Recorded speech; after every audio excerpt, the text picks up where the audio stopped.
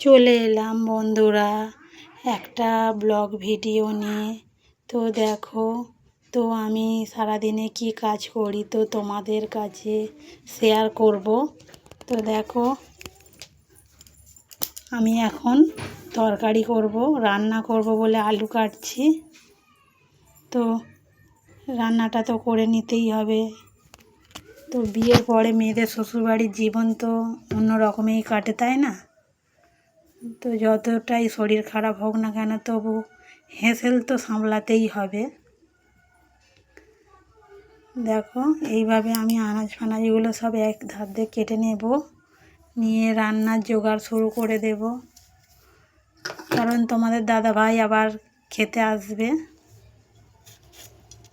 তো দেখো, টমেটোটাকে কেটে নিলাম, এরপরে পেঁয়াজ কেটে নেব।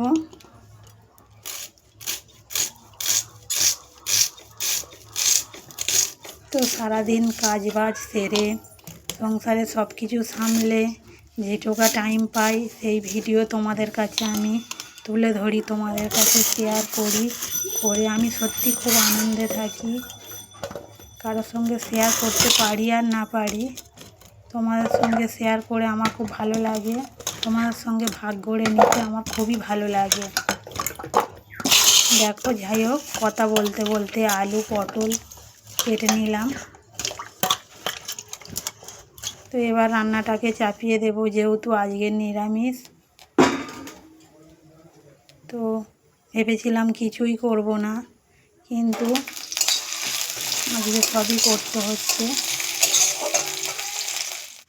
দেখো, সব তরকারি হয়ে আছে, শুধু তোমাদেরকে দেখাবো শর্টকাটে পটল আলুর তরকারি। তো সবই রান্না হয়ে গেছিলো। তো একে একে রান্না করতে করতে তা আমাদের এদিকে যা গরম পড়েছে। তো দেখো, ভাত নিয়ে চলে এসেছি। দেখো, পাতে শুক্তো নিয়েছি আর লাল শাক ভাজা।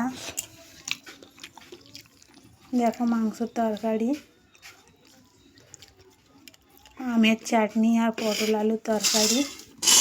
তো এই ছিল আমার দুপুরে রান্না। তো এবার দেখো, আমি খেতে শুরু করে দেব। তো সারাদিন কাজ বাজ করে তো আমার তো খুব, সবাই ভালো থেকো, সুস্থ থেকো।